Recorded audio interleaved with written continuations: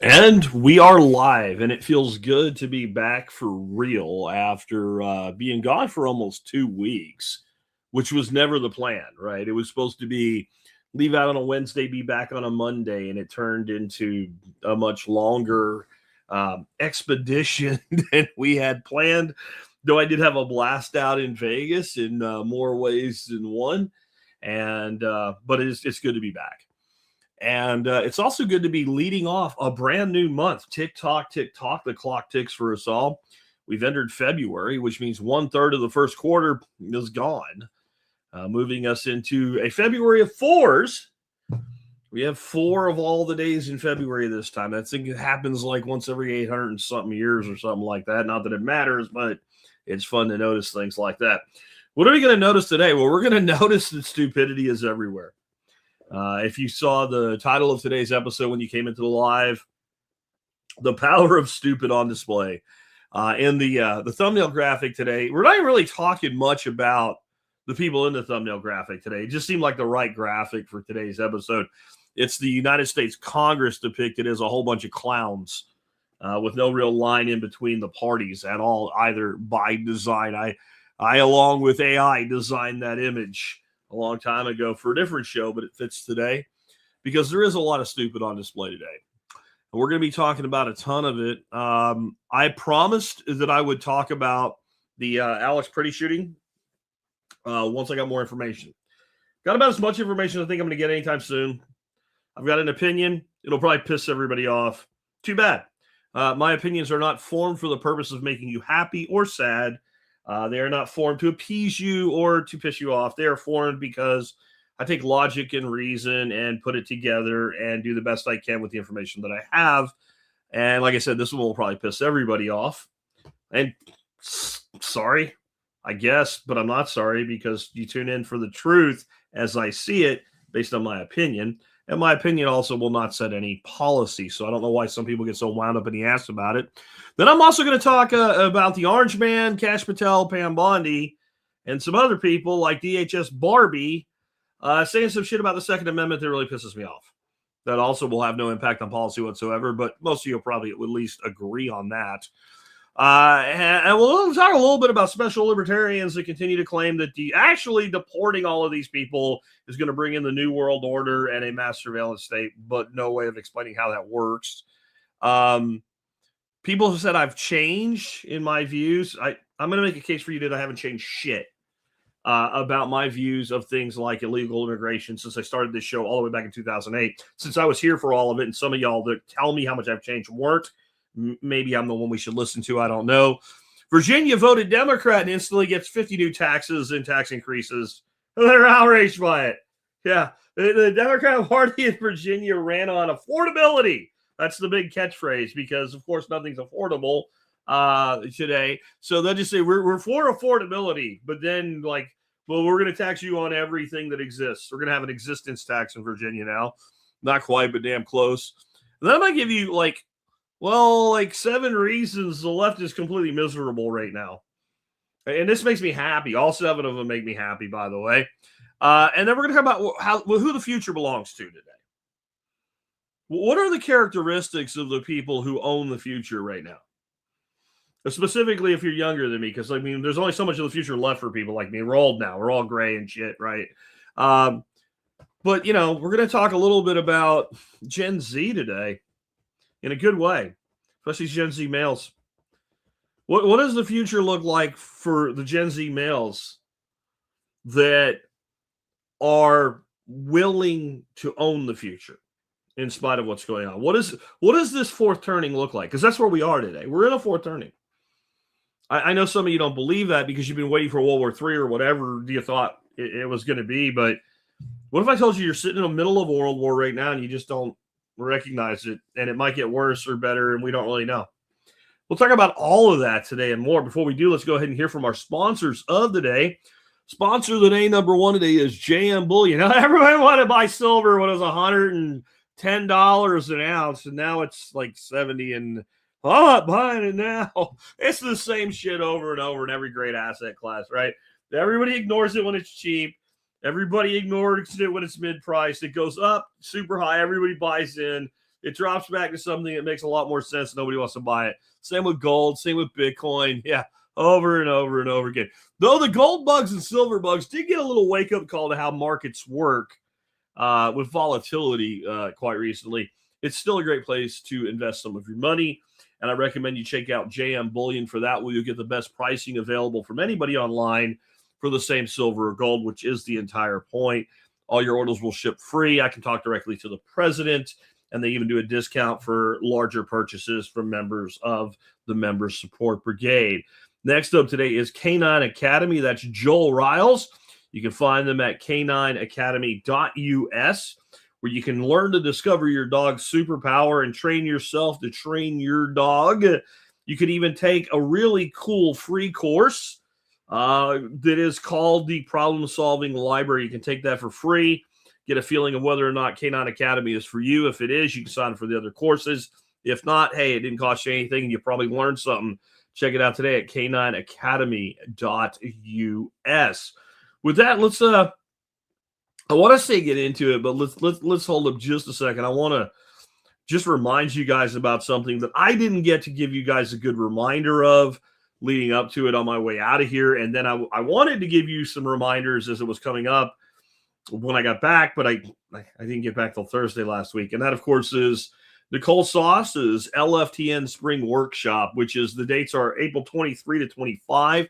I spoke to Nicole this morning. She has 8 tickets of 50 still remaining after they went on sale on Saturday. If you want to get one, please go over to the survivalpodcast.com and scroll down. You'll see, well, actually, no. I'm going to give you the link right now because it's not on the blog because of how that all worked out, but it will be in today's show notes as well. But if you just go to Living Free in Tennessee and click on events, you can definitely find where to sign up. There's going to be some really cool people at this event. I'm going to be talking about some stuff you guys have never heard about before and even giving a look into something coming for me in the future. Additionally, Alan Booker's going to be there. Sandor Katz, who is the man when it comes to natural fermentation. Of course, Nicole Sauce, Carrie Brown, John Pugliano, lots of other really great folks. Come check it out at the LFTN workshop. I'd love to see some of you guys there. Some of you just can't get down here to Texas during November, which is when we always do our fall workshop. So this would be, you still get to come hang out with me and some other really cool people. And honestly, a lot of the same people because there's a lot of overlap there. All right, with that, let's go ahead and dig on into this. I want to start off with my analysis of the Alex Preddy shooting. And I'm going to tell you right now, it's probably going to not make anybody happy. There's going to be some of you that are going to be really mad all the way through, and some of you are going to be really happy all the way through until I get to the very end with my final conclusion. What I find really interesting, though, is when this all went down. I was in Las Vegas. I could only see little snippets and pieces coming in, and I was honestly more interested in spending time with my family and my wife and doing fun things than watching the news. Of course, some of you seem to think like I owe it to you, even when I'm on vacation, to be glued to the screen nonstop so that I can find an opinion that matches yours. Sorry, that's not how it works. But I really didn't know. So I came out and I said as much. I said, look, I don't know exactly what went down here.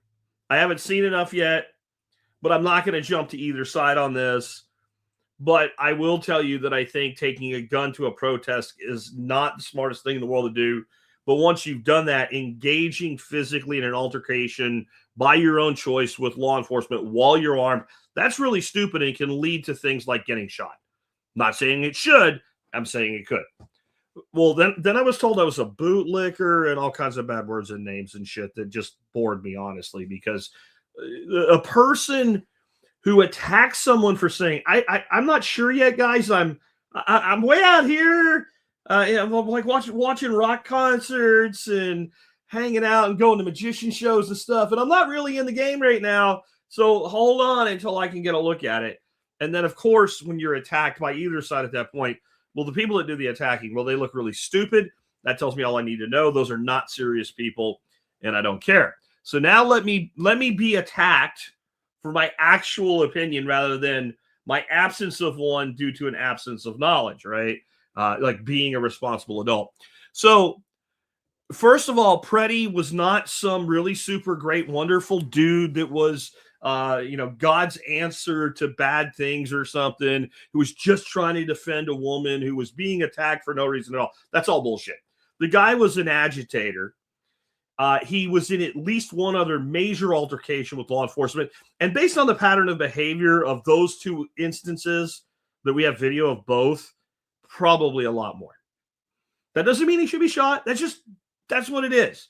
Like this whole characterization of some guy who was just there because he cared and he saw this poor woman being attacked. So he wanted to try to help her up. Like that's just bullshit, right? This is a guy that kicked the taillights out of an ICE vehicle that was leaving. All right. Yeah. I'm just saying. Next, taking a gun to a protest is not a great idea. It's not. In most instances, as long as what you're doing with a gun would be legal in the state and city that you're in, it is legal. I fully support your right to do it. But there's a lot of things I support your right to do that are not necessarily the smartest things to do. What about Kyle Rittenhouse? This isn't about Kyle Rittenhouse. I'm not even going to get into it because Kyle Rittenhouse didn't get into a fight with law enforcement. So Kyle Rittenhouse was there to defend property, right? Well, he was there to defend people. Yeah, and how'd that work out? It also almost didn't work out for Rittenhouse, by the way, in a variety of ways that I won't get into today. Okay? When you're armed, this is something that most of these people running their mouths right now about gun rights. Okay, first of all, if your general position on gun rights is there shouldn't be any, and we should ban all the guns, and they should all be taken away, and they should all be seized, and at least the assault weapons and all that other shit, your fucking opinion right now on this means nothing to me, right? It's the same as these fucking idiots that are talking about the Epstein files and Trump's a pedo all of a sudden and whatever. And they're the same motherfuckers that invented the term MAPS for minor attracted person because you didn't want to offend pedophiles. Shut the fuck up. You don't get to talk. Your opinion is completely invalid.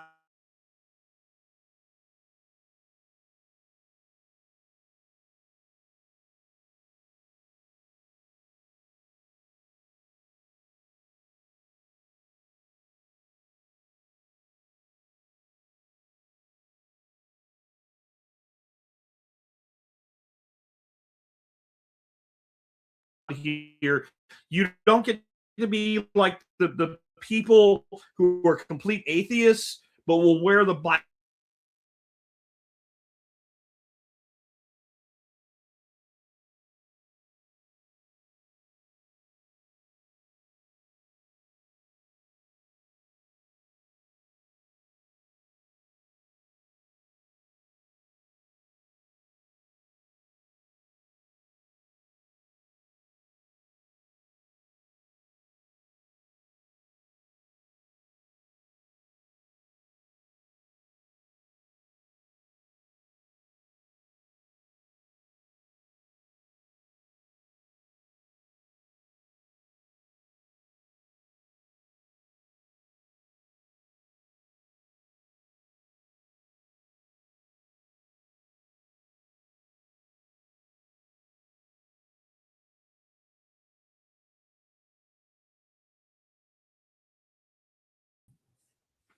So I'm back. I don't know what the hell that was.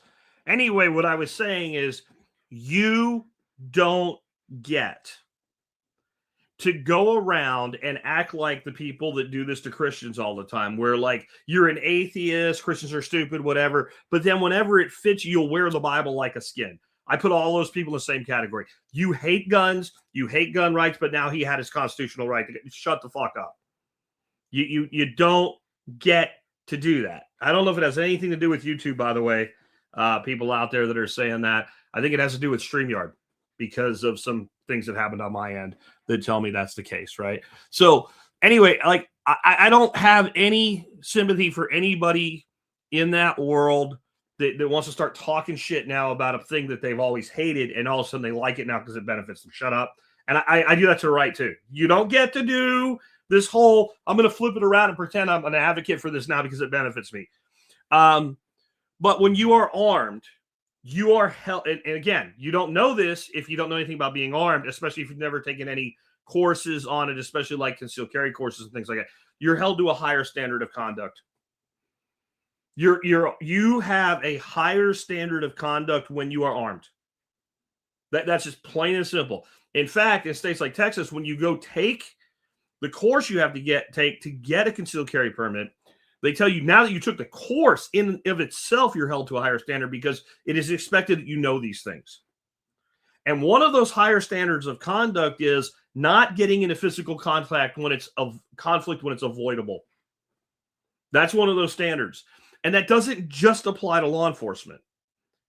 In other words, if I have a gun on me and I go out and start a physical altercation with somebody and it escalates and then I feel the need to defend myself and shoot that person while they're on top of me, beating the shit out of me, when I instigated the conflict, I'm the one that knew I was armed. That is a pretty basic legal principle there. That doesn't mean that I saw you accosting a woman in a parking lot and interjected if you are committing a crime. Yeah, but that's what the agent was. No, the agent was acting within his lawful authority, dealing with someone who was obstructing law enforcement activity. That's what happened. You may not agree with the law enforcement activity, and that's your right. You may want to protest it, and that's your right. But it was lawful activity that he interfered with, and he again is now held to a higher standard of conduct because he is armed. Okay?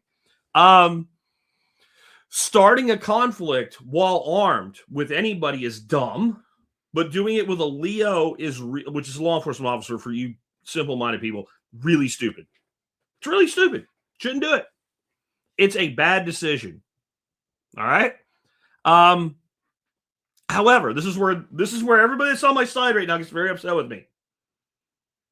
This one needs some serious investigation. This needs serious. I'm not sure. I still don't have a final opinion on this. And, you know, with the Renee Good shooting, it was like, there's a 5% chance I'm wrong, but it's probably a justifiable shoot. This one, I'm not willing to go there, even not 95.5. I don't even know what the split is. I believe that man was disarmed and then shot. And who did and did not know that? And who was in charge? Who was the senior officer there? Who made the litany of decisions that led up to the final confrontation? It is no doubt that Alex Preddy bears some, if not the bulk, of the responsibility for what happened. It does not absolve Customs and Border Patrol. Not ICE, by the way. Not ICE. I mean, it's ICE did this, and you have no business issuing any opinion because you haven't even done enough investigation to know who actually shot the fucking guy. It was not an ICE agent. It was a Customs and Border Patrol, and they are different organizations and different entities. Which, by the way, they probably wouldn't have been there if we didn't have all the agitators in the streets. It would have just been ICE. Okay?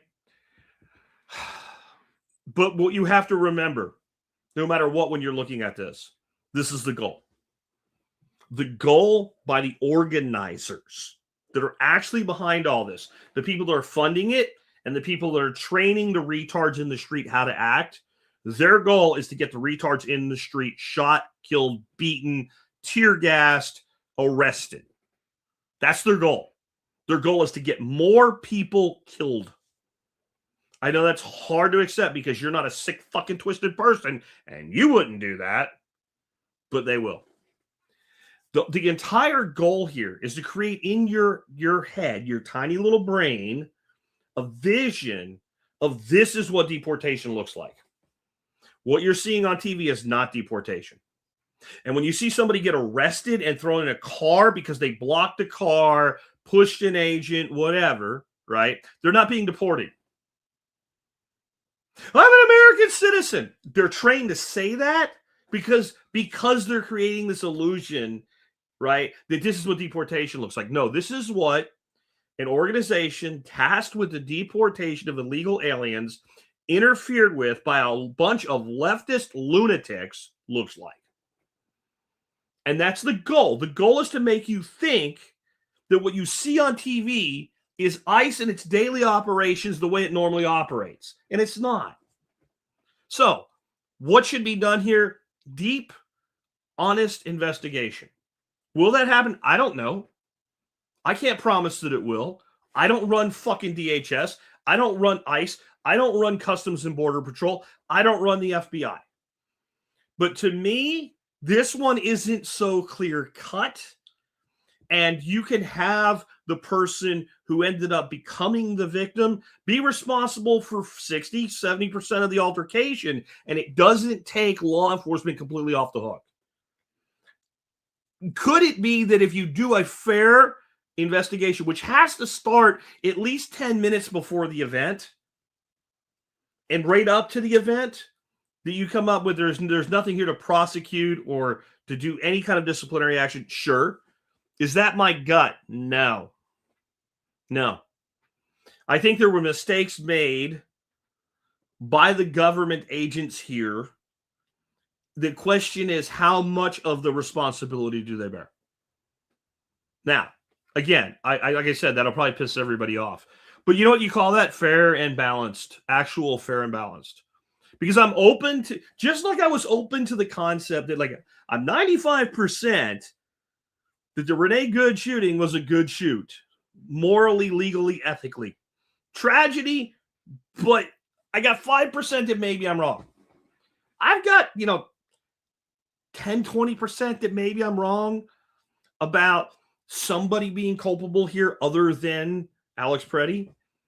But my gut leans to there were probably procedural mistakes that would have prevented this from happening, and somebody needs to be accountable for that. Do I think he was executed? No, and I think anybody that says that is retarded. I think when people say things, they're gunning us down in the streets, you are not a serious person, so I do not take you seriously, and the only response you get is you're retarded. And I get people on social media, whatever, they say, you're retarded. Oh, that's very intellectually. No, you are not deep enough. You are not a serious enough person for a serious response. You're lucky you got, hey, you're retarded. Right? That was a gift to you.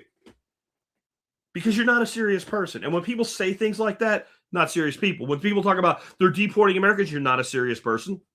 You're not a serious person. Right? They're deporting people just because they're brown. You're not a serious person. It could happen to you. You're not a serious person. Not a serious person. They detained a child when they arrested the parent that the child was with. What do you think they do when I was a young father and my son was, let's say, 10 years old, let's say if I was driving down the road and had a pocket full of dope, cop pulls me over, frisks me for whatever reason, finds all the dope on me and goes, dude, that's not just possession. Like that's intent to distribute. I'm going to arrest you on a felony. What do you think they do with my kid? Just leave him there in the street? Besides, the family that gets deported together stays together. You guys wanted families to stay together. So, I don't know. I do want to move on to some of the most infuriating words that came out of this whole incident, though. They didn't come out of the mouth of the leftist lunatics. For once, they didn't come out of the mouths of special libertarians. They came out of the mouths of icons of the MAGA movement and the right. Donald Trump, Kash Patel, Pam Bondi, and DHS Barbie Christy Nome. Okay? All these statements. You don't just put a gun on like that and go out unless you're looking to cause trouble. All of the shit about the gun. Bullshit, you fucking motherfuckers. You absolute orange piece of fucking shit. Fuck you. Okay? There you go. He carries water from... Fuck the orange man and fuck his comments about gun rights. After all his talk and all his bullshit, I'll always protect your precious, big, beautiful Second Amendment. Fuck you. Fuck all of you people that say shit like that. Taking the gun to the protest, probably not smart. Taking a gun to a protest and then starting a fight with agents, really fucking stupid. Played Marvel superhero, ended up dead. Saying that just because someone has a gun, that in of itself is bad, fuck all of you. Fuck all of you. And you better get your shit together, because the people that you fucking depend on to maintain your power apparatus are not going to tolerate that shit. And I'll tell you who else is fucking fucked up in the head. Okay? Special libertarians, once again, that think the right is just okay with this. The Republicans who voted for Trump are just okay with these statements, right? This is fucking nonsense. This is why we call you special, because you can't think with any nuance. A person can say, I don't really like these people, but I like them better than these other people. That's not exactly a resounding endorsement. What was your choice? Like I keep saying, like, one thing Republicans have right, okay? One thing Republicans have right is, at least it's not Kamala. Could you see right now in this country, if Cackles Harris and Tampon Tim were freaking president and vice president, what the hell would be going on? What do you think would be happening to your gun rights then? These people can't think past the next move. They're not just not chess players. These people can't play checkers. These people can't play fucking tic-tac-toe. They're the guy with all the shit on with all the lines, right? The famous meme. We're gonna get this over here and that over here and this over here. Me and my friends figuring out how to start a commune or some shit. That meme, right? That's what they think they are, but they can't see past tomorrow morning. They can't see past tomorrow morning. Yeah, it was this here. It was all, what was all planned? Here's the person that you say something like this, right? Tell me what was planned. It was all planned and created exactly what they wanted. I think in the macro, you're right, but I don't think that's what you're talking about. I don't think that's what you're talking about, right? It's not ever that simple. Okay, guys, it's never that simple. There's these things called variables in life. And whenever they throw something out there, they have a plan, but it never goes according to plan. Anybody that thinks any plan ever goes exactly according to plan has never had a plan that actually had an end. You ever got past the A in plan? You had a plot. If you've ever actually had a plan, you know that plans never go full to plan, right? But yeah, what's interesting to me is all the special libertarians. Jack Spirko 10 years ago would have never said this. He would have never posted this. Guys, this is the same shit I've always said. Back when this shit with the Bundy Ranch and all was going on, and those guys armed up, and they were, our guys, right? Our side said, this is not smart. This gives the government an excuse. This is going to lead to bad things. And guess what it did? It led to bad things. There are people, well, what about the founders? Okay, here's the founders and the militias around the founders. Okay, when they pulled out the guns and went to a place, they were ready to shoot somebody with them. They were ready to shoot somebody with them. Lexington Green, right, was not a protest. So this whole invoking, again, people invoking the founders hate the founders. The people invoking the founders right now hate the founders. They were white,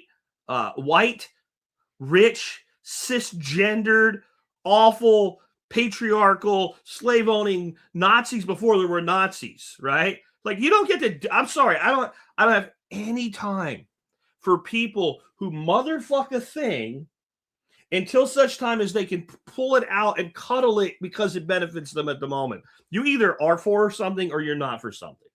Make a choice. But I've been the same way the entire time. I've said in all instances, when it comes to protesting and guns, you can, but you probably shouldn't. I defy you to see where I've ever encouraged anybody to take a gun to a protest. You got 18 years of shit to go through. Get on it. Go find it. And if you find it, I'll say, well, you know what? You're right. I don't know. I hit my head that day or something, and there it is. But I don't think you're going to find it. I've always been a pragmatist. I've always opposed government. But here's the problem that special libertarians have, that many people in the whole, they think they're liberty-minded people have. You're not liberty-minded because you don't understand something in mathematics we would call order of operations. Multiply, divide before you add or subtract, right? My dear Aunt Sally, right? Pedmos, right? Order of operations. Very important. If you ignore the order of operations in an equation, you always get the wrong answer. right? Unless by luck it just happens the order of operations are directly linear.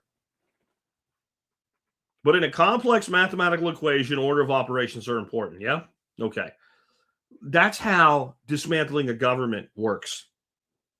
See, the problem with the modern Libertarian Party is they become so brain dead. Anything that weakens government must be good, with no concept of order of operations. So when I look at this as a pragmatist, what is my ideal world? There is no government, there's no taxes. Okay? Everything is private, everything is voluntary. That's my ideal world. I'm also pragmatist, and I know that society has not gotten anywhere close to being able to pull that off yet.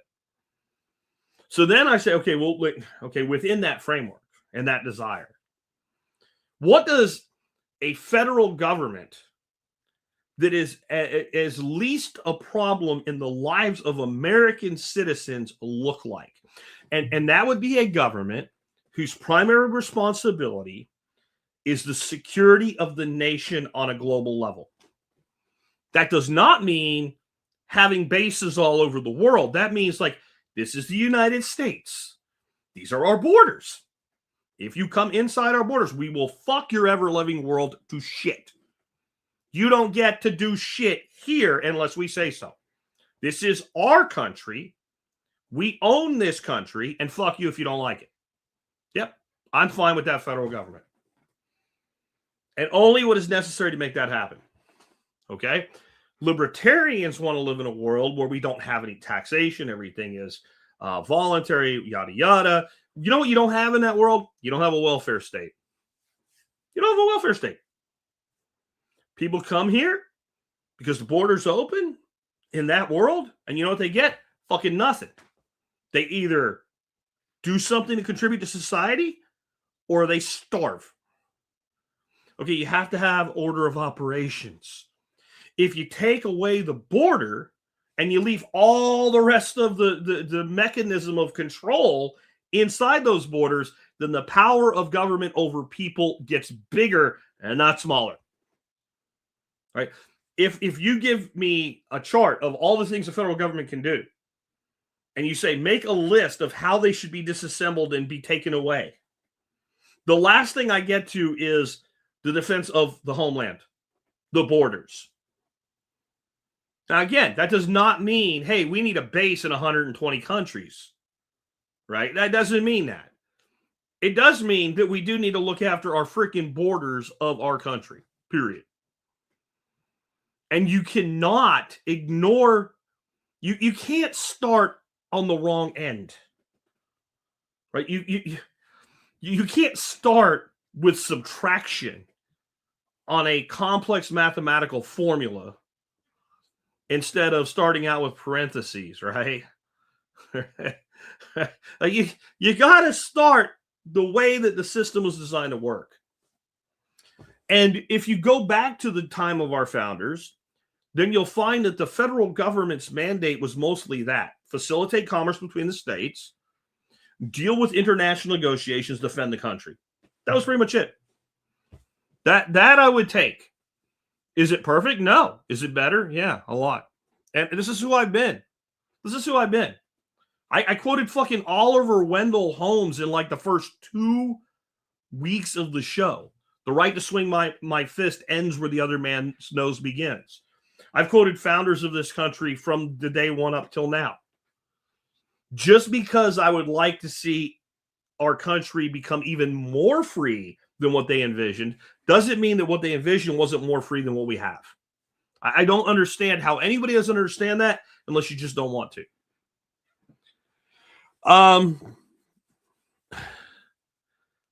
And the alternative is pretty simple, right? So, like, I get these people all the time. I can't believe you still support Trump. What are you talking about?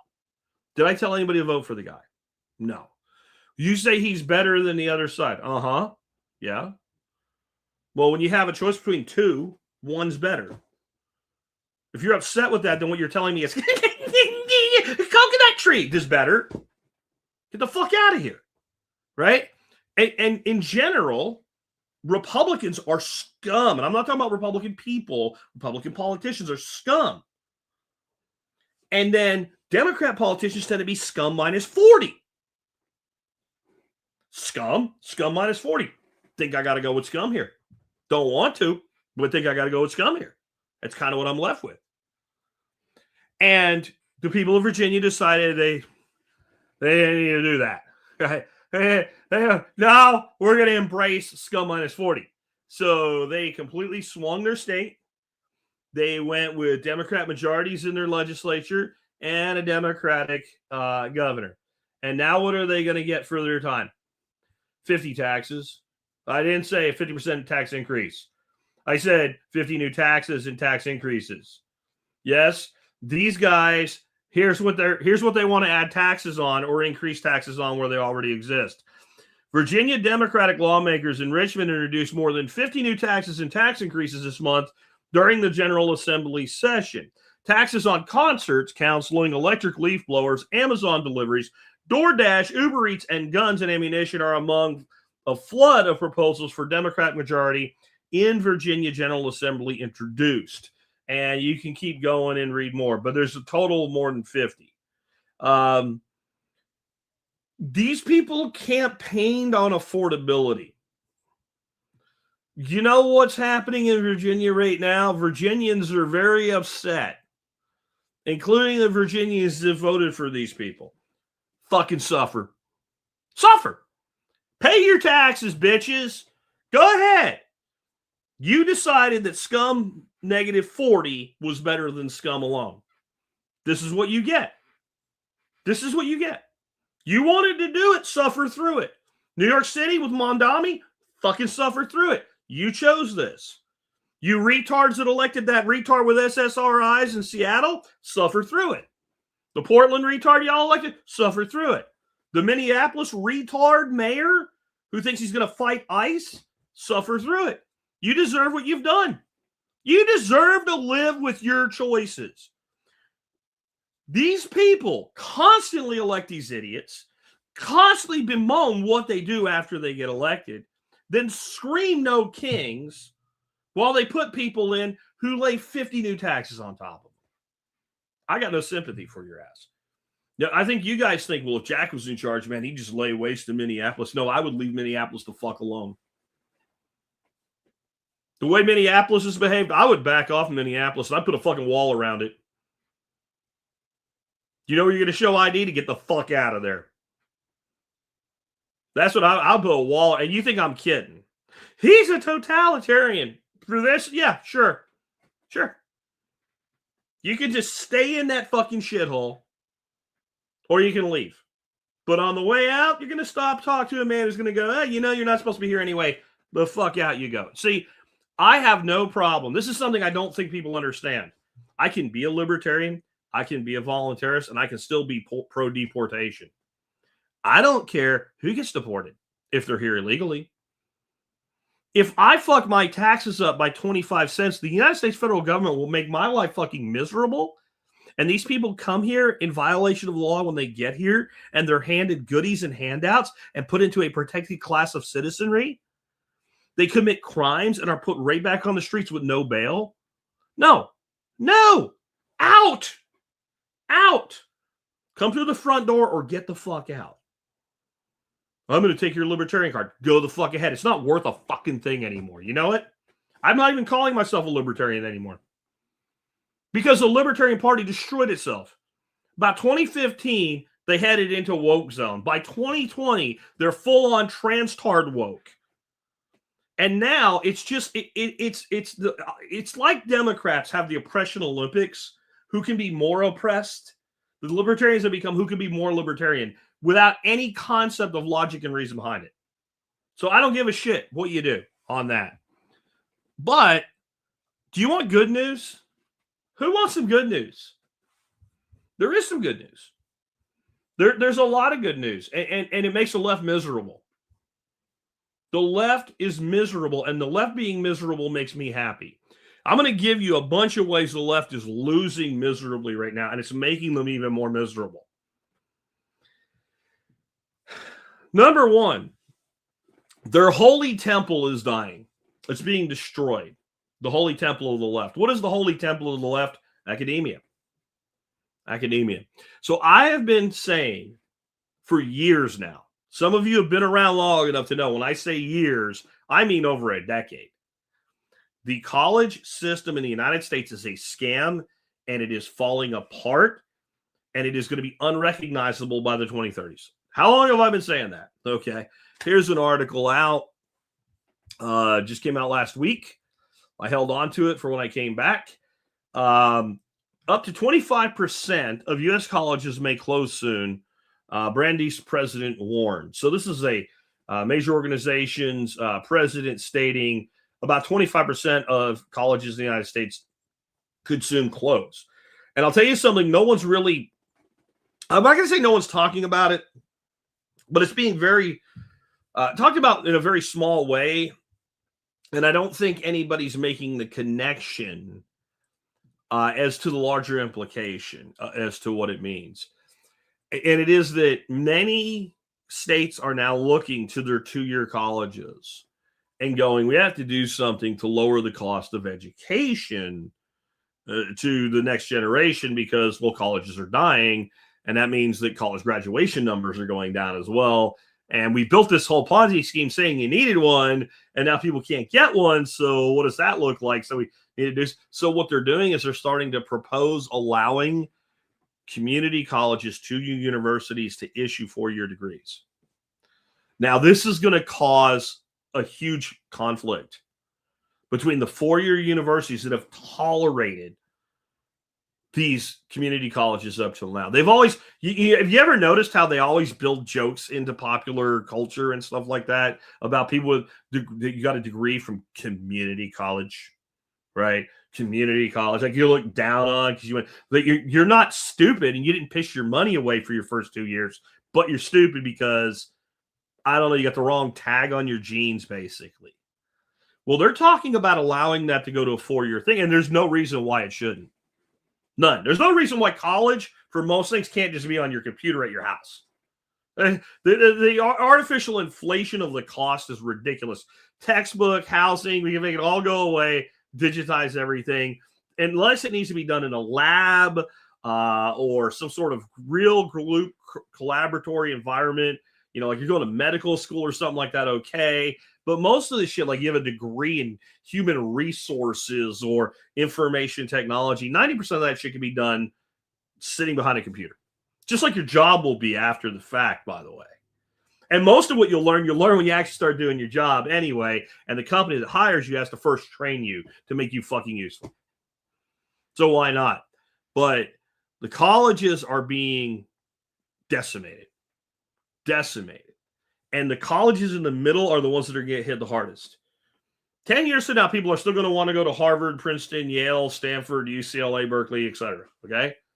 And people definitely will still go to community colleges really cheap. But all those really expensive mid-tier schools, they're going to be gone or much smaller. I mean, there's a lot of mid-tier schools that are $30,000, $40,000 a year. And a lot of the state universities, especially satellite campuses, are collapsing into themselves. Now, who could have told you this? I don't know. Maybe his name was Jack. But next, what else is happening is, surprise, surprise, Gen Z men turn out to be kind of based. There's a lot of articles out under this same headline umbrella right now.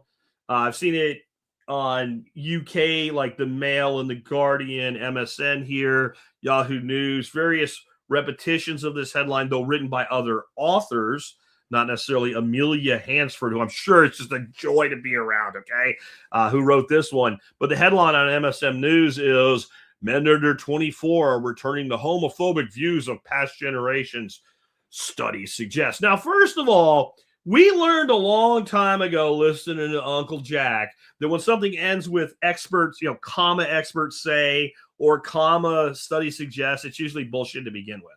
Like that pattern is well established in the media, is a hit piece that they're taking something and bending it to their agenda, right? It's a FNORD, right? F-N-O-R-D, FNORD, right? Piece of information in plain sight. In this case, though, the bigger information is what's behind it. Okay, young men are not homophobic. That's the Fnord, the word homophobic. I don't know about you, but never in my life was I like, oh my God, there's a gay person. I better run. He's going to spread gay cooties to me. Or, oh my God, he'll induct me into the gay Hall of Fame or something. Like, I have never in my life been afraid of a gay person. Right? I'm just not. A phobia is a fear. Right? If you're afraid of heights, I think that's agoraphobia. I'm not sure. Right? But, you know, that means when you're on the top of a building, you're afraid to be up there. Right? We're not afraid of gay people. It's fatigue. It's fatigue of having everything that can be gay or gay adjacent crammed into one thing and shoved into our face in every aspect of our life. LGBTQ plus blah, blah, blah, infinity, right? That shit. Girls having to put up with men in their locker rooms or in their sports. All of it. Give the right pronoun, blah, blah, blah. No, and it turns out that when you specifically say that men who are normal, and you make up a word for it, cisgendered, what the fuck is that shit? Normal, right? When you motherfuck normal long enough, it turns out there's still more normal people than not normal people, and eventually normal people go, wait a minute, they're talking about me. Fuck you. And I want you to notice something. If you go look up these other versions of it, you know what it doesn't say? It doesn't say straight white males. It doesn't say white. It doesn't say straight. Young men, period. Blanket term. Why? Because it includes black men. It includes Hispanic men. It probably includes actually quite a few people who are gay, but what you would call normal gay. They're just gay. They happen to like people of the same gender. Okay, whatever. Leave me alone. Don't bother me. Don't care if fuck. Your relationships are your own business. That's also been my stance the entire time. Right? Don't care. But when you try to shove it at our faces and you talk shit about the people, you can't be surprised when the same people you've been spending all this time talking shit about say, you know what? Fuck you then. Fuck you. Then I don't believe anything else you have to say. Right? Because here's the one thing you can know as a man. I'm a good man. Or I'm not a good man. Or I'm a bad man. Like, you know what you are. You know what you are. And you might even go through some period of time where you're not sure what you are. And I don't mean about the whole gay thing. I just mean, like, am I really a good guy? Because I think if you don't actually at some point question yourself and go, am I really doing my best? Am I really a good guy? Am I really dad material? Am I really husband material? Am I really father material? Am I a good uncle? Am I a good sibling? Am I a good son? I think if you don't ever get to that point, you haven't grown up. But I think most young men before 24 get to that point if they're growing the fuck up anyway. If they're not in permanent stall mode with failure to launch like a lot of millennials. Not all millennials, but a lot of them. And at that point, I think that most people are good. And they come away understanding, look, I am a good man. All I want in my life is a good partner and a home of my own. And I'm working really hard. And things are really hard. And I'm not getting everything handed to me the way that these people claim. I don't feel this privilege they're always talking about. Not just white privilege, but male privilege. Like, I'm the one that has to, like, do the hardest work, the shittiest work, always go last. And I'm tired of being motherfucked. Good on you, young men. Good. That's exactly how you should feel. Because I'll tell you that only you can fix this. Only our young men can fix this. When men stop following women around with their noses up their assholes like they're super special, like they have GPS, all right?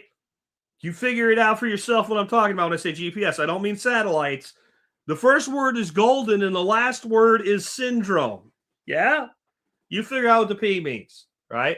Get your nose out of their ass, have self-respect, and say, if you're going to be in a relationship with me or you're going to depend on me for things, you're going to treat me with respect or go fuck yourself. Because you're going to find out that these people, these little coddled special kids in the middle, they only exist off the back of your work and your labor. And those who came before you. You're welcome. We're pitching in too. Still, we're old. We're still pitching in. We run society. Not these people who are professional administrators.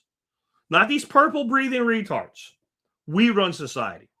And I'm not saying exclusively men, but men have a huge part in it. I'll put it to you this way. If all women quit all their jobs tomorrow, there'd be problems, but we would survive. And the main places you would actually feel the shortfall is in human resources, because we don't really need you. Okay? You know, it's not all of the email jobs that make you think you're superheroes and girl bosses. It would be in education, because there's a larger number of females that are teachers.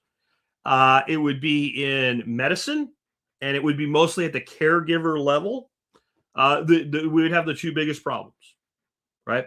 But I can definitely tell you that if we took half of all jobs, and I know you're going to be pissed, ladies, I'm sorry, but if you actually look at what these people do, but I do a thing that's important. I said half. Maybe you're in the other half, okay? But you could take half of all female jobs and just not have them even exist. I don't mean replace them with men. I mean just get rid of the jobs, and nothing would happen. By the way, there's a shitload of men I could say that about too. But I can also tell you, if you took half of all men out of the workplace in one fell swoop, society would grind to a halt. Because of all the places that are necessary for society to function, that the majority of women won't touch a job doing. Like, where's your garbage going to go today? If it's garbage day for you. If not today, tomorrow, the next day. Who's going to come get your garbage? Is it going to be women? You're saying women can't do. I'm not saying women can't do a fucking garbage man's job. I'm saying they don't. If you need plumbing work done, how many are women? I know a company. That's one. I'm in the middle. And what I'm saying is that men are leaders in society. And when men say, fuck, no more, I'm going to, the whole Met Gal thing, you're about to see that on steroids with these younger guys. Fuck it.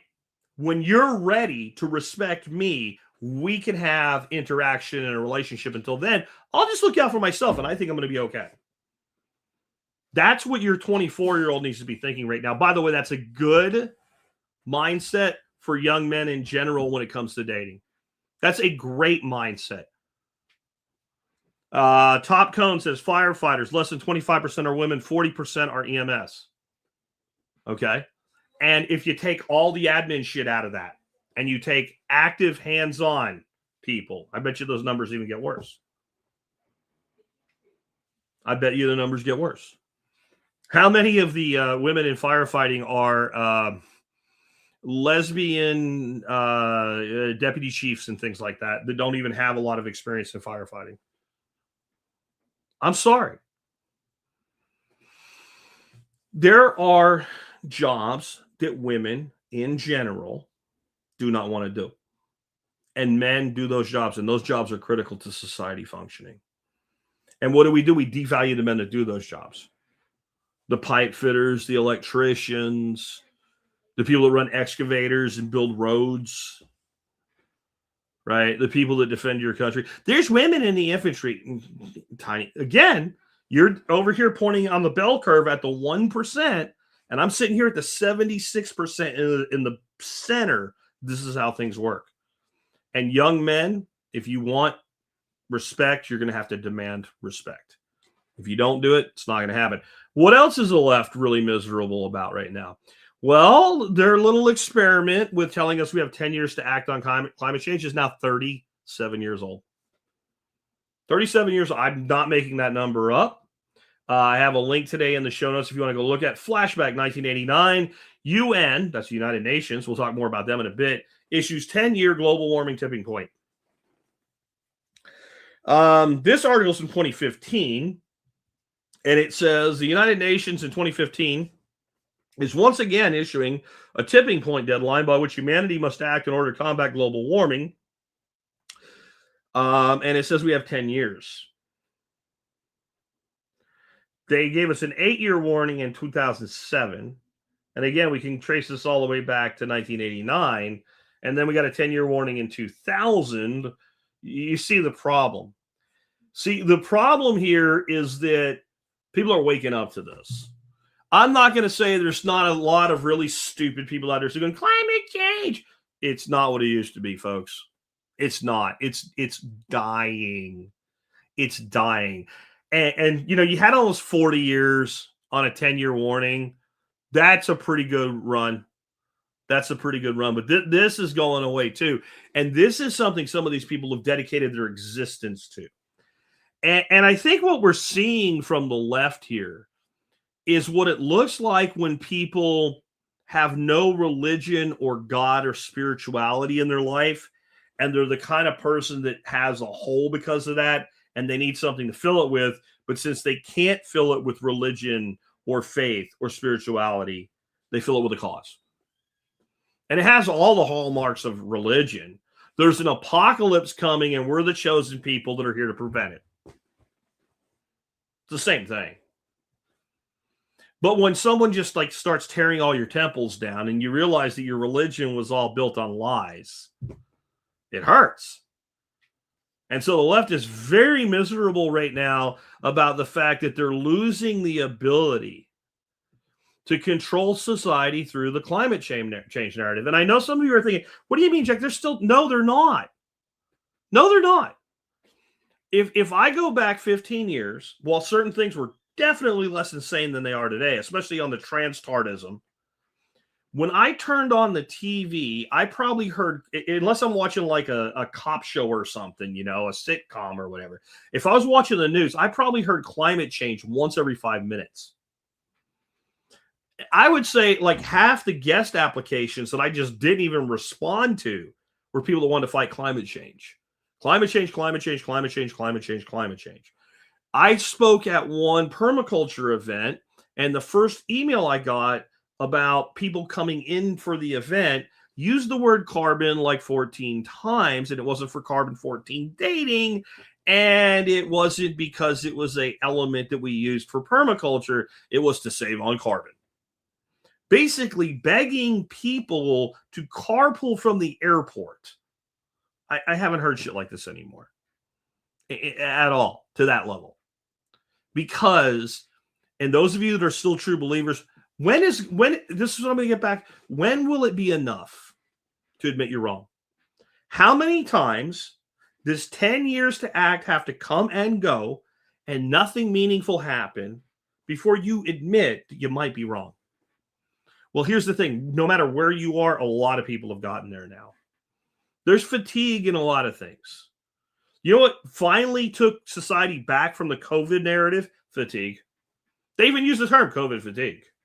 They tried to convince you not to give up on the belief in the death cult, but eventually people are just like, I've been waiting for everybody to die for like 3 years now. I'm going to take my chin diaper off, and I'm going to go back to living. And long before everybody in control was willing to let go of it, everybody in society ignored it. And that's what killed it. That's where we are with climate change. It was much more entrenched. People were programmed with it. Some of you guys were programmed with it from kindergarten forward till today. Very hard to let go of, but you're going to have to, because all your favorite celebrities and politicians that tell you how important this is and we're going to be underwater, they're still all buying beachfront property. They're still all buying beachfront property. I mean, if these people believe their own bullshit, they would all live somewhere in the Rocky Mountains and they wouldn't have a beach house, right? They would all be building fortifications for the apocalypse like they make out that we're doing. But they're not, because they know it's bullshit. And even some of the most, you know, lather, rinse, repeat celebrities in this shit have gone like, yeah, we need to stop talking about this. It's not going anywhere. It's not working. Yeah, because it's not. It's not. 37 years. Go look it up. UN climate change prediction 1989. If you doubt me. That's same people telling you today, 1989. Some of you that are mad at me right now, you weren't even fucking born yet. That means your entire life has been this narrative. It's not come to be. When?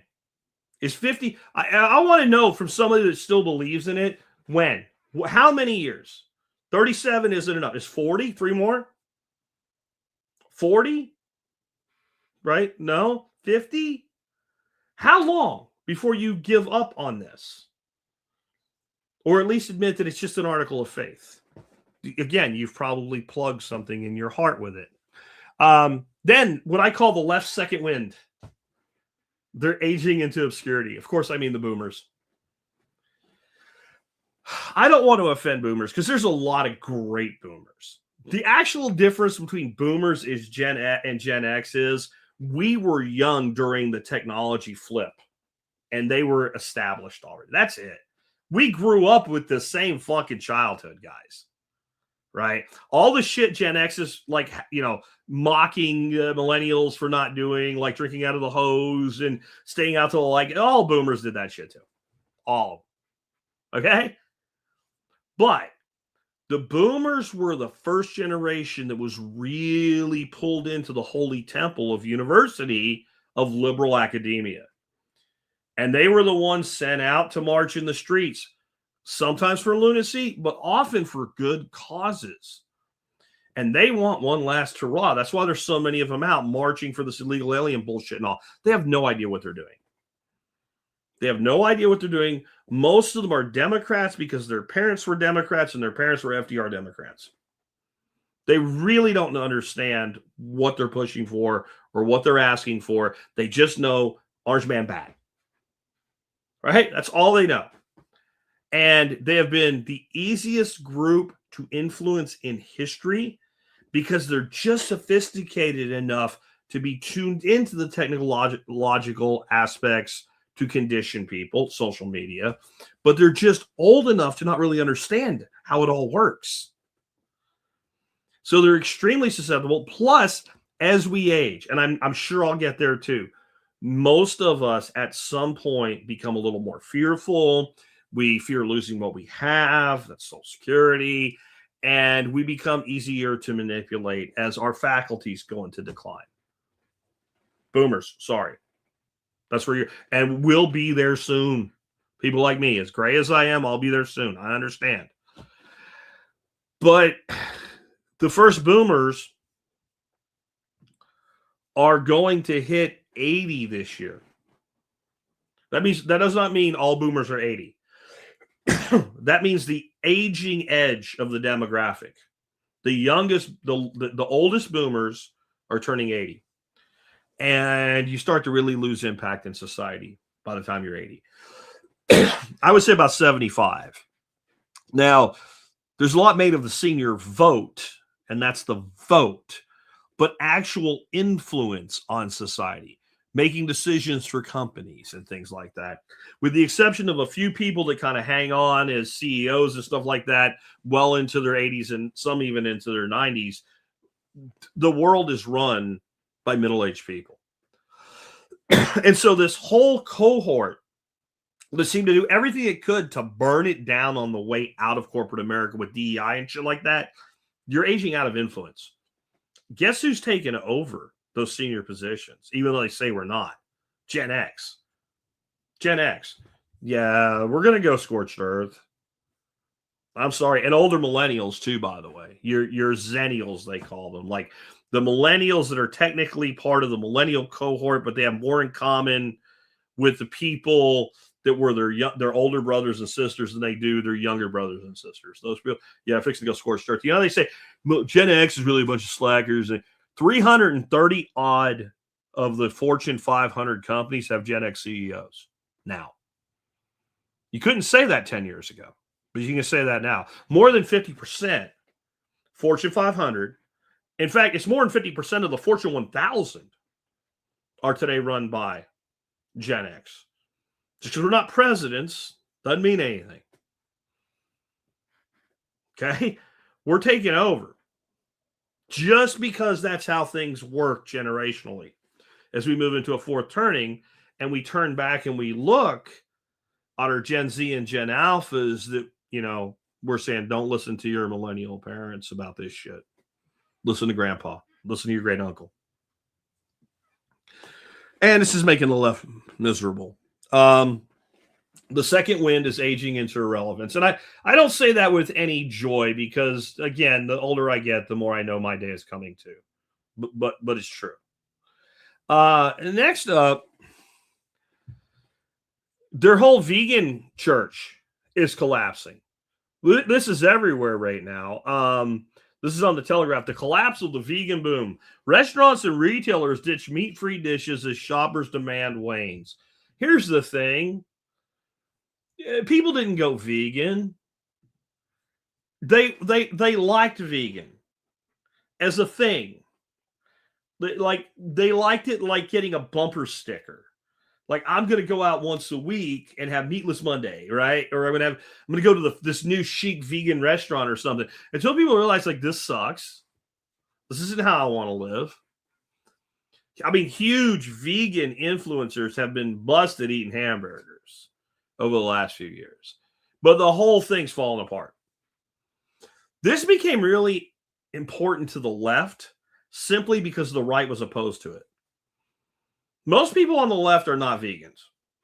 Most people on the left don't want to be vegans. They do want to eat less meat, whatever the fuck that means. Right? While they're eating Twinkies and Ho-Hos and Ding Dongs and Cheetos and Nutty Buddies and Nutter Butters and talking about being healthier. These are the same people that when you're eating McDonald's have no problem, but if you don't get the fries and you take the burger off the bun, you're going to die. Right? They're not vegans. They weren't even really vegan friendly. They were vegan trendy. But see, you can't build a business on things that are just trendy if they don't become regularly used. And it was a really interesting thing to watch it happen in the grocery stores. All the Beyond Meat bullshit came out, right? And where was it? It was in the meat case next to the meat.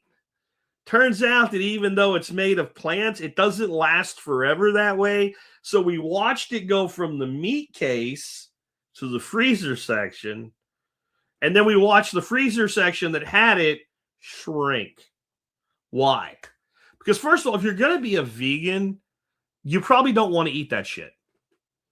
A person who really wants to be a vegan, like, they're not like, oh, I want to aspire to be a vegan. I think it's healthier. Bill Gates said so, and he has man breasts, and I want him to. Like, unless you're like some weird fuck like that, the average person that actually is a vegan is probably vegan for religious reasons, would be one option. And they already have very specific dietary components that go along with the veganism. And they're eating a very curated diet within that framework. Or they just don't like animals being killed.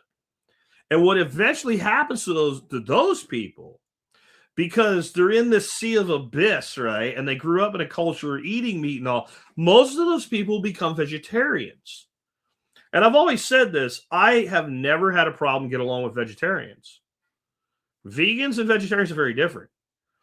A vegan is like, I can't believe you ate cheese. The cow is a slave, right? Or I just don't eat that because of my faith. That group of people never bothers you, by the way. It's always the leftist tards that bother you, right? The cow is a slave, the PETA people, right?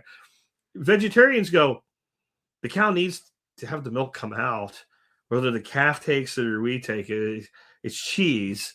People have been eating cheese for thousands of years. It's one of mankind's earliest way to preserve a high nutrient dense food like milk. I'm going to eat the cheese. I'm going to eat the egg. We have enough chickens. We don't need all the eggs hatched. The chicken does not care that I took its egg. Doesn't care at all. I'm going to eat the egg. And there's also a great deal of people out there who they call themselves pescatarians, and they're basically vegetarians, but they eat fish and shellfish.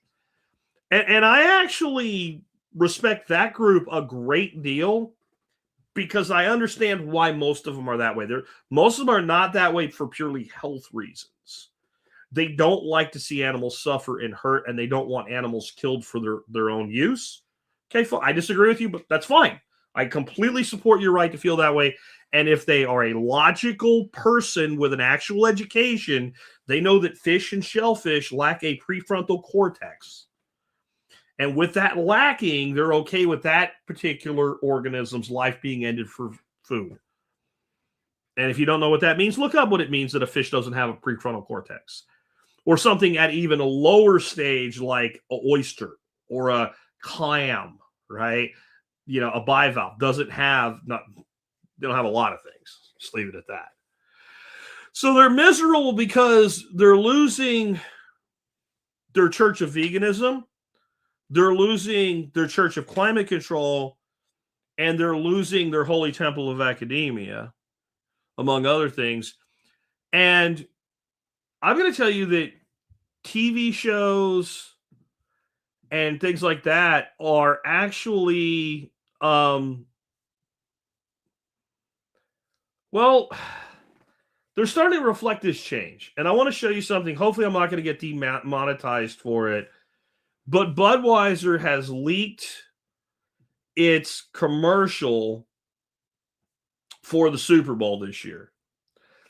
And a lot of people, when I shared this, are like, I still don't trust them. I'm like, well, when the hell have you ever trusted a giant corporation like Budweiser?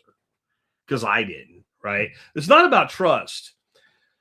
I think one of the things that entrepreneurs understand that many people do not is that companies respond to markets, not markets to companies, when it comes to their marketing and what they push out the door. And we've had this cult of LGBTQ woke bullshit pushed on us for like 10 years, and it just didn't work. Bluntly, the average person said no to this bullshit. And I don't care that you see so many people saying yes to it, because it's still a small percentage of the whole. And this commercial may be one of the greatest commercials ever made in showing that the companies are beginning to grasp what the market actually wants, especially the person that drinks Budweiser beer. And I'm going to say Budweiser, Bud Light, Bud anything, right? It's working man's beer. It always has been. It's the guy that works a construction job. It's the guy that drives a pickup truck.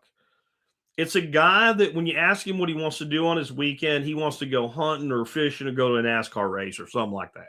He wants to play football or baseball with his kid. That's who drinks this product. And that's the market that this product has always had. And that's why some of the dumb shit, specifically Bud Light did, brand them to the edge of bankruptcy. This is the company understanding the market has spoken and acquiescing to the market. And what I want to say about this is I'm going to play it with the sound off, hoping that I don't get demonetized by it, okay? That's what I'm going to hope here by playing this. I'm going to explain it, but the song that's going on while this whole thing is going on is Freebird by Leonard Skinner. And I'm going to explain it because I don't think the person listening to this audio only is going to get it unless I'm explaining it. And again, hopefully this will all work out. So let's give it a go here. The scene starts out, there's a young pony at Clydesdale. He comes running out. He's all excited. He's a new pony, and a bald eagle chick falls out of the nest and lands on the ground, okay? And it starts pouring rain, and the horse comes out of his stall, and he stands over the little chick and protects him from the rain. And then the chick and the horse, when the snow comes, they go back in the stall together, and they start hanging out. And spring comes, and the horse is running, and the chick's growing up, and he's riding on the horse's back and trying to fly. And he keeps trying to fly, and he keeps falling off. Eventually, you know, the horse and this right here, this might be the best piece of cinematography that has ever happened on TV. The horse is running, the eagle's on his back, but you see the horse in the front so you can't see him. And the eagle, finally grown up enough to fly, spreads its wings, and the horse is jumping a log with the sun behind it, and it looks like a Pegasus. And then after that, of course, the two separate. The eagle comes off soaring, switches to Budweiser beer, right? Now, I've never been a Budweiser drinker, but my favorite scene in this commercial is the two dudes are drinking their Budweiser, and the one dude says to the other beer dude, "Are you crying?" And he says, "Sun's in my eyes." Right? That's kind of that play on the whole thing where people are when you put something online, who's cutting onions in here, right? But it's just like, we're back, baby. And this is not about Budweiser. This is about a major corporation going, son, we done fucked up, and we better start speaking to our market. When I look at things like this, I'm not judging the company. I'm judging the people the message is for and what that says about society. Recently, somebody said to me on social media, "Are you saying that voting actually matters?" I said, no, not really, because it's preordained how these elections are going to come out. But it tells you who people are. It tells you who people are. When you look at the way a country votes as a whole and regions vote individually, you can tell a lot about society from how it votes. And you can tell a lot about society from the marketing that major corporations extend and when they give up on something that just didn't work. So this is another reason the left is miserable. And some of the people said, I've watched that commercial, a dozen times or more. It is, and Kevin says the song really makes it. Yeah, and I'm hoping I'm going to get demonetized by not playing the song. I highly recommend, if you haven't seen it yet, just go to YouTube and look up Budweiser Super Bowl commercial 2026, and you will find it. It is a phenomenally well done piece of cinematography. Again, this has nothing to do with that. Budweiser beer sucks. I've never liked Budweiser. If I have a choice between Budweiser and no beer, and it's a situation where I want a beer, I'll drink a Budweiser. But it will be on the bottom. Like, there's some things go under it, but it's way down the list. Right? I'm more of a microbrew guy. I like the closest thing to light American lager I like is a Yingling lager, which is not like your typical American light beer. Okay. So it's not about the product. It's about the message. But we're not done yet with the left being miserable. The left's having to admit some things right now, backhandedly, no doubt, that there's really no way around. And one of those things is capitalism works better than everything else in society, and specifically American capitalism. Nothing has been more successful in the world than American capitalism, and we know this because another one of the holy temples of the left is crumbling. That would be the world government temple of the United Nations. The president of the UN recently stated the UN risks imminent financial collapse. That's the Secretary General, and specifically because the U.S. is like, we're not giving you all this money anymore. Trump, to be fair to the guy, has said we're spending a lot of money on shit at the UN that we don't want, doesn't benefit us, and we're not doing it. And they're making a big deal out of the fact some other countries are in arrears on their dues, but they have been for decades, some of them. The UN can't exist without the United States. That's what this says. And that means that the UN can either end up being disbanded, be a fraction of what it once was, or bend to U.S. will. That's what it means. Now, there's always a chance you plug some other retard back in here in 2028 and we just reverse course, because no matter what they say over the next couple of years about it, if you leave, you're gone forever, they'll be happy to welcome us back with our money. But the rest of the world can't run its economy sufficiently to maintain the United Nations without America paying the vast majority of the bills. It's an interesting thing. And it's not American exceptionalism. It's American-style markets. It's the closest thing to real capitalism the world has. Now, here's the thing. Another country could create true capitalism and clean our clocks. Nobody has any interest in it. It's not that we are pure capitalists, unfortunately. It's that we're the closest thing, thereby we win. Thereby we win. More wealth is created in this country than any other 10 countries combined. Especially by people that start with nothing.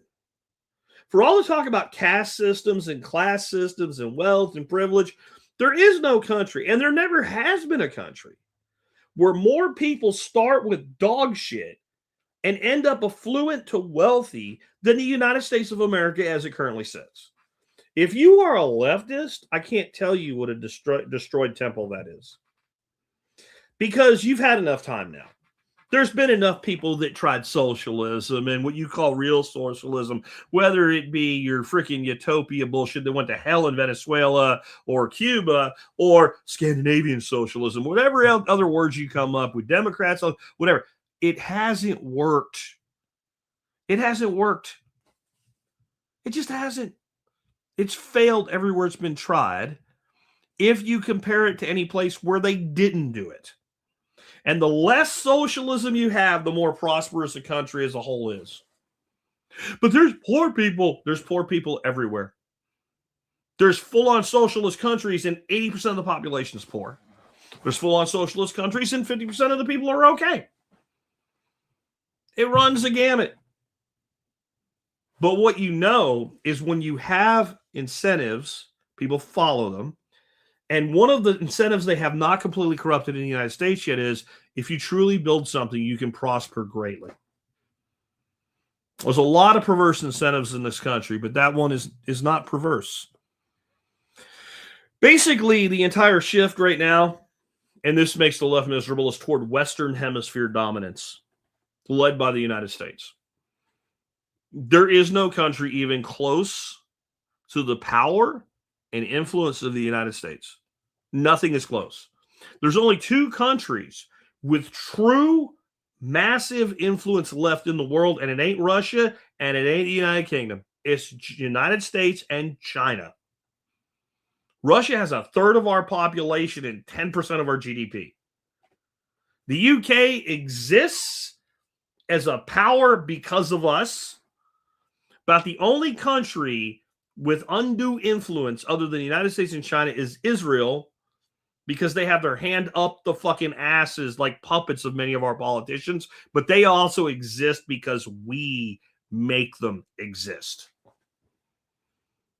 And this is not Orange Man doctrine. This isn't the Don Rowe doctrine, right? This is what they're calling it, right? The reissues. This is, Trump might be the one doing it, but this is the direction of society as a whole. This is the direction of society as a whole. It might have got fought a little longer if Cackles was in charge, but it still would have swung. It would have stayed there. And this was always going to happen. A country this powerful, this big, this influential, at some point has to make a decision. Do we want to continue or do we want to commit suicide? And if this country wants to continue, it has to assert dominance within its own sphere of influence. And that means we have to stop sticking our assholes into everything else, everywhere else in the world. That means we need to stop defending Europe from a non-existent threat. The biggest threat to Europe right now is not Russia, it's Europe. The biggest threat to Germany is Berlin. The biggest threat to the UK is London. The biggest threat to Spain is Madrid. Okay? The biggest threat to France is Paris. And all of them are enabled through mass migration out of the third world into their continent. We can't have that here. I'm sorry. Europe has fallen so far, so fast. And there is a point where people start to look and go, yeah, I'm not doing that. And we start looking over to Europe and seeing the people trying to fight back and realize it's probably too late for them. And then going, yeah, we're like 15 years behind that. Something has to be done. And that sentiment is shifting. That's also making the left absolutely fucking miserable. Again, the UN can't survive. None of these organizations, these, magical fairyland organizations can ever survive without us. Do you notice how many things they said were going to go completely tits up because we shut down USAID? All these NGOs, all these non-government organizations are going to go tits up without USAID. Wait a minute. Where does USAID get its money? From the government. What kind of NGO needs the government to exist? Most of them, by the way. That's a quasi-government organization. That's what an NGO is. It's a way they could take your money and use it against you with less accountability. That's what an NGO is, as they use the term. It's also a great way to traffic children around the world, but that's not a thing we're going to bite into today.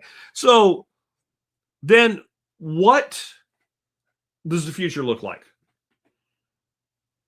Is everything going to get better? I wish it was. I wish it was. But the future belongs to those who refuse to abandon common sense. These cycles always cycle through, and eventually it falls on people with common sense and work ethic to rebuild. It always has. This won't be any different. The people that will succeed in the coming years will be people that right now and up until now have been investing in productive equities and hard assets. In other words, people like, well, I don't believe you still buy stocks. I buy stocks in companies that do things that people value and spend money with and make money. That's equity in a company. And I buy smart assets, real tangible assets like real estate, like Bitcoin, and like precious metals.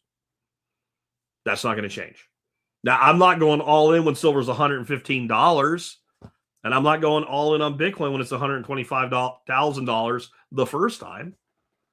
But I'm doing exactly what I said. Like, as Bitcoin goes down, I buy more every day.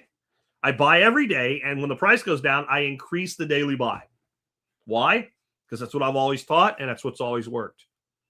Right? So being smart with your money and holding assets versus cash or liabilities. Those who develop skills and adapt to new technology versus fear it. Have you noticed that all of the horror stories about AI is going to take your job haven't happened? Hasn't happened. Now, I've talked about AI taking jobs, but not all the jobs. You know what I said is, like, when you have one, computer programmer who can do the work of 10, the company needs 9 less. And that kind of thing is happening. But people are moving into other aspects of society and other forms of jobs and employment and entrepreneurship. Because no technology ever causes the catastrophic permanent loss of jobs that's forecasted. It's never happened. Now, entire segments of work have gone away. Here's an example. Fairly recent example. In the 1960s and 70s, the number one way that a woman could get employed outside of like being a nurse or a teacher was to go work in an office in something called, that many of you have never heard of this, but if you look it up, you realize I'm not having a hallucination. I haven't gotten early onset Alzheimer's or making shit up. I'm not saying I had an onion tied to my belt, which was the style at the time. Some of you get that, right? I'm telling you the God's honest truth. It was called a typing pool. So we didn't have copying machines, and we didn't have computers with printers everywhere. And so the boss would dictate something, and that needed to be sent out as a letter, and then it needed to be filed in multiple copies. So the boss would dictate, and then the dictated shorthand would go to someone in the typing pool who would sit down with a typewriter, click, click, clack, click, click, click, clack, click, click, click, clack, clack, right? With something called carbon paper, yeah? And they would type up the document. And if you made a mistake beyond what could be fixed with something called whiteout, the whole thing had to be redone. And then it was filed. And it was very important work because sometimes questions came up and things like audits happened and contractual disputes. And you didn't really send that letter. Well, here's a copy of it. And here's the people who were CC'd, just like we do with email today, right? Then in the 1980s, something came along called a copy machine. Now, we called it a Xerox machine because that was the biggest brand, but it was just a copier. People started to get really nervous But we still need some people to type, but we don't necessarily need the duplicates and triplicates and stuff. We just make copies. And if we need more copies than we thought we needed, we just push a button. And then computers started to show up. And then printers started showing up. And network printers showed up. And a person could type their own shit and hit print. It came out. You didn't need to go to the typing pool. There is no company in the world today with a typing pool. All those jobs are gone. But more women are employed in administrative positions than were at the time of the typing pool. Most of them spend the majority of their day typing. Let's go back further. Way back when America was clearly a racist country with slavery. We had slavery all through the South, mostly of black people. That is all true. There were people that wanted to get rid of it. We call these people abolitionists. And some of them took the direct path, and some of them like, I can't stop it, but maybe I can make it better. And a gentleman came along named, here's a name from your memory as a student in school. You might remember this name, Eli Whitney, right? Eli Whitney made the thing called the cotton gin. What the cotton gin did was speed up pulling all the seeds out of the cotton, getting it ready to be spun and turned into cloth or whatever. Yeah? Okay. And I don't know if they still teach this, but we learned this when I was in school all the way back in 1981. Eli Whitney actually wanted there to be less slavery. So he thought, if I invent this machine that reduces the amount of slave rate labor needed massively, it'll reduce the overall demand for slaves. But what happened was the production of cotton was so increased by the cotton gin, there was more demand for slaves than other capacity within the cotton industry. That's not a pro-slavery. That's a pro-industry observation. And you just keep going. Every place this happened, labor went somewhere else because there was something else to be done. Sometimes directly created, sometimes indirectly created, and sometimes when that many people are freed up, entire new sectors are created from nothing.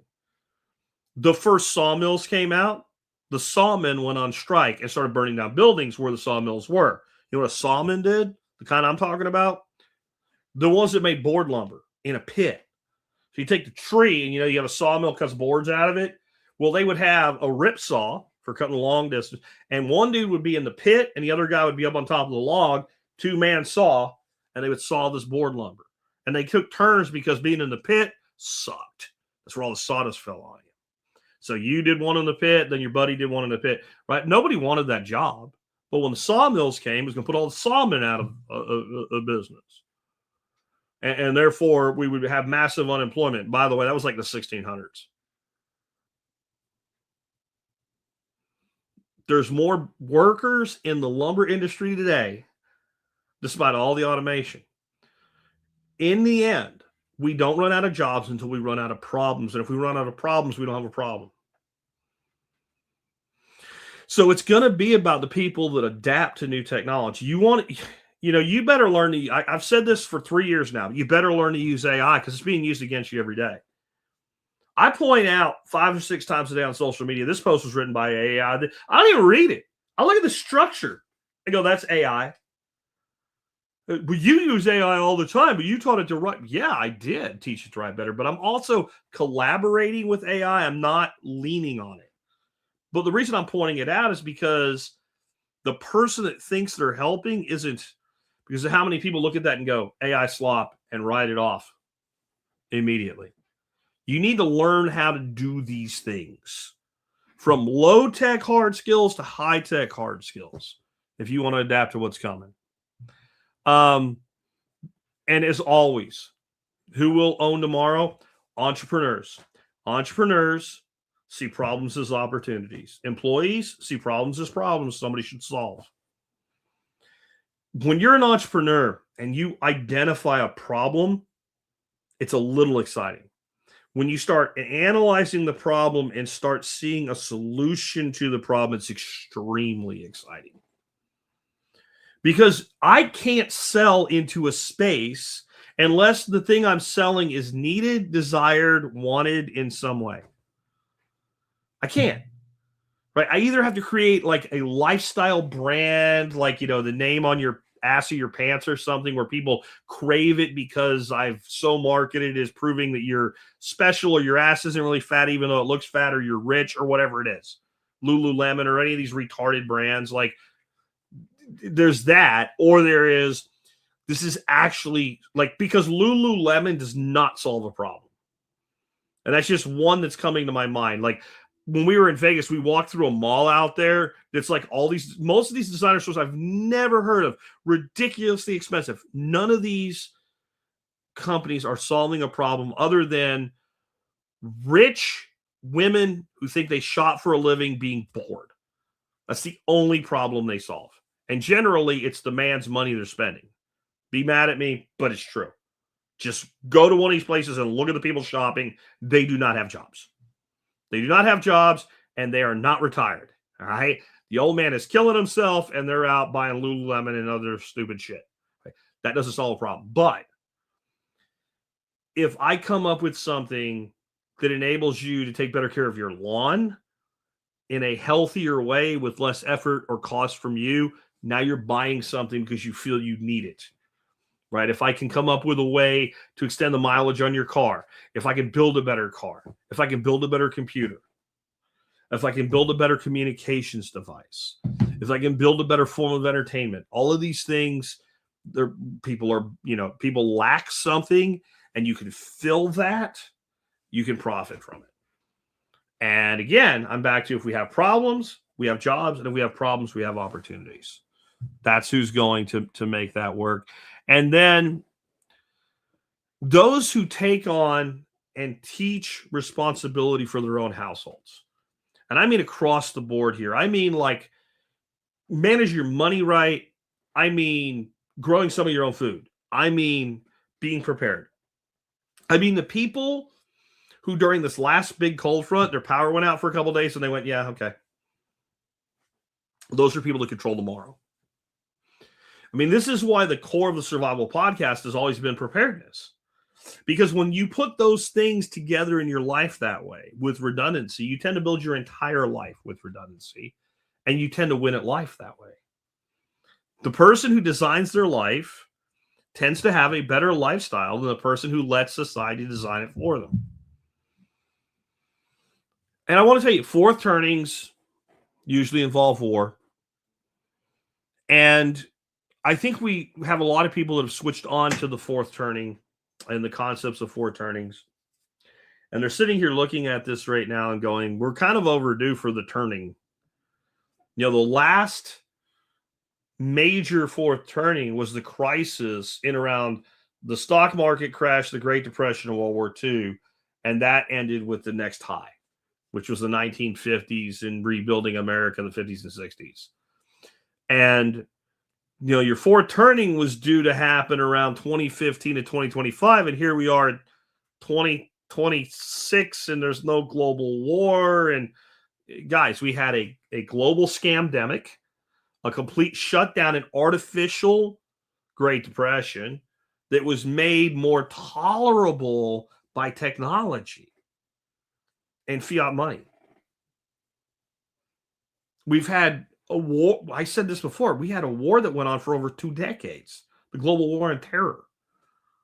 Like, just because it didn't affect you the way World War II affected people with rationing back in 1944 doesn't mean it wasn't going on and it wasn't a war. The people that were dealing with the war, either fighting it or having it fought in their backyard, certainly knew it was a war. We've still got an ongoing conflict between Russia and Ukraine that looks like fucking World War I with drones.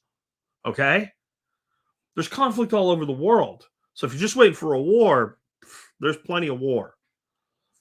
But maybe the war is different this time. Maybe the war is simply normal people against willfully retarded people. Notice I said willfully retarded people. Willfully means you've chosen it for yourself, and retarded means kind of slow and dumb and stupid and making really foolish decisions. As I use the word. It's for special needs people. Shut up. I don't care about those. I don't care about any of you anymore that get upset by that word. I've never used that word in my life to actually speak to someone who is legitimately mentally challenged due to something beyond their control. And you probably haven't either. It doesn't matter. When I grew up, everybody was retarded. You don't want to know why Gen X doesn't care and is so resilient? You know who called us retarded when we were kids? Our parents, the mom and dad called you retarded. Your coach, your teacher, your friends, your siblings, your cousins, your uncles, your great uncles. Everybody told us we were retarded, and we were like, okay, I'm retarded. And we went on with our lives, and we didn't die. We didn't die. We survived somehow being called retarded. So we don't care. So when I say retarded, I mean someone who is very foolish in spite of the fact that they don't have to be. And when I say willfully, I mean they have chosen that path. And when I look at society as a whole today, my clearest line separating society, it's not race, it's not religion, it's not even directly political, because there are some people that they might not be Democrats now, but they feel very angry about that.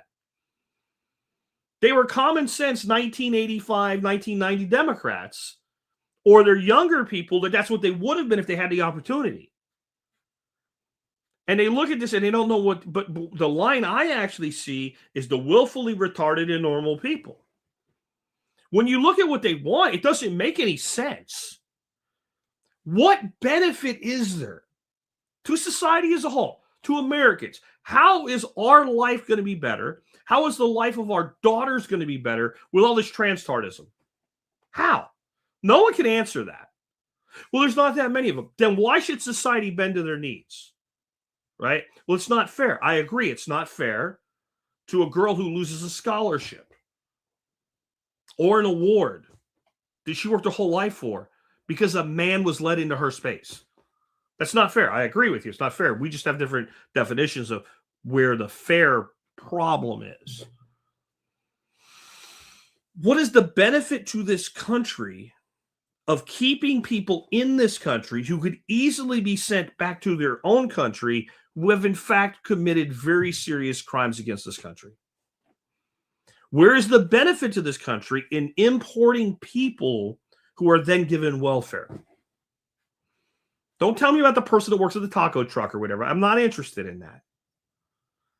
We have a huge, most of the immigrants, not migrants, immigrants that have come to this country in the last 5 years are on some form of welfare. What is the benefit to us in that?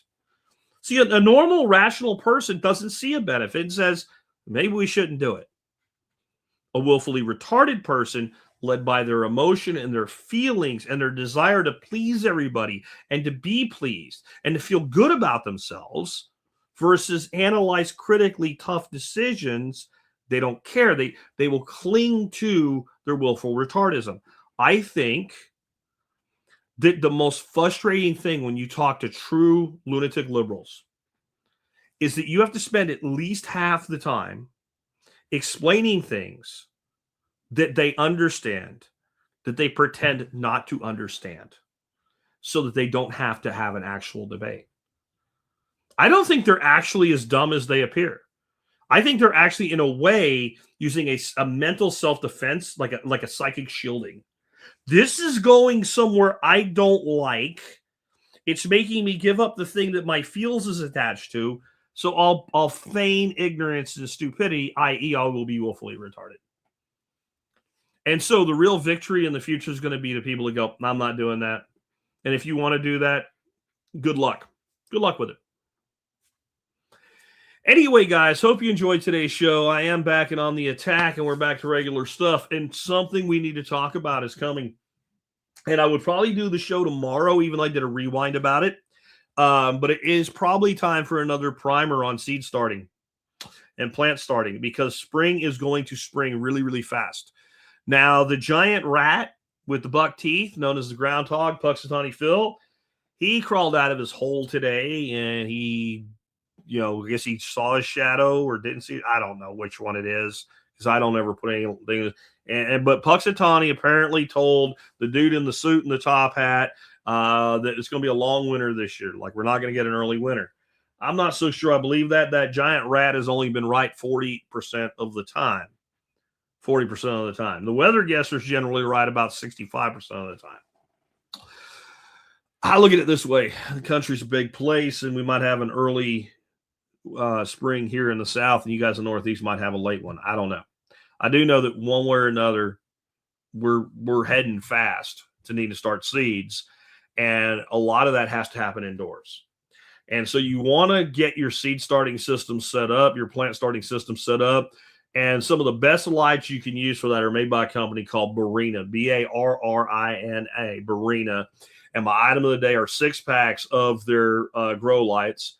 And they have them on sale today. You can get 6 2-foot Barrinas for $59.49. That's $10 a light roughly. Or 6 4-foot for $99.99, or about $15 a light. Are they the best LED lights on the market? No, but they're really good, and they're more than good enough for the purpose. If you go back 15 years, one light of this technical specification was about $100. And that's why if you go back 15 years or more, everybody was still using shop lights and T5s and stuff like that. But that was about the point, about 2015, 2016, where enough economy of scale happened, specifically in the cannabis indoor space, that these lights started to get mass produced. And as each level kind of like moved up to the next top level, your lower levels, which are very good, just got cheaper and cheaper. And now you can't buy the bulbs for a shop light for the price of one of these lights anymore. And they're infinitely better. At this price, I don't see how anybody who starts some of their own plants doesn't get their money back. Right now, like a tomato, well, they're not in the stores yet, but in a few weeks, you'll start seeing tomatoes, peppers, etc. at Home Depot and Lowe's and Walmart and all. And they'll be $4 to $7 a plant. One little 6-pack of plants is, call it $24 at the low end. One shelf set up with 2 10-20 trays with 6 packs. You grow 144 plants. If you want to use a bit bigger pots, you can still grow, let's say, 72 plants. 72 plants, you're what, at $5 a piece, you're looking at what, $310? And the main thing you need is the lights. And these lights last. I'm still using Barrina grow lights that I bought 6 years ago. They still work perfectly fine. So definitely consider getting set up for this one way or another and getting ready for spring planting. I want to put it to you a way that maybe will light a little bit of a fire up under your butt. Most of these plants are going to take you in the neighborhood of 6 to 8 weeks from the time you put a seed in the pot until they're ready to put out. Okay, does that make sense? So you need the day you're going to put that plant out in the garden, 8 weeks before it, that's when the seed needs to go into the little pot. Yeah. Do you know what 8 weeks from this day today is? March 30th. It'll be 2 days from April. In general, I'm putting my plants in the ground about that time, and the latest that I'm putting them in is around the second, like April 14th.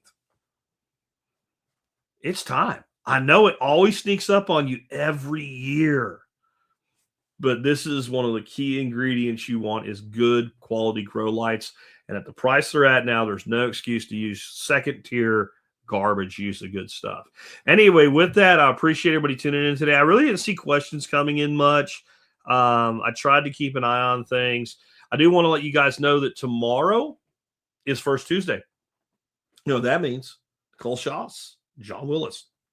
I'm sure we'll talk about getting ready for spring gardening, a lot of other homestead stuff, and I'm sure we'll talk about some of the stuff that we talked about today. It'll be interesting to hear what John's thoughts or on Alex Preddy, and what Nicole's thoughts are. I bet you there's going to be some variance in all three of us. Tune in for that if you didn't get enough today, and a whole bunch more. Remember, First Tuesday coffee chats don't go at noon like shows like this usually do. Rather, they kick off at 9:30 Central Standard Time. 9:30 is 9:30 in the morning for you civilian types. Take care.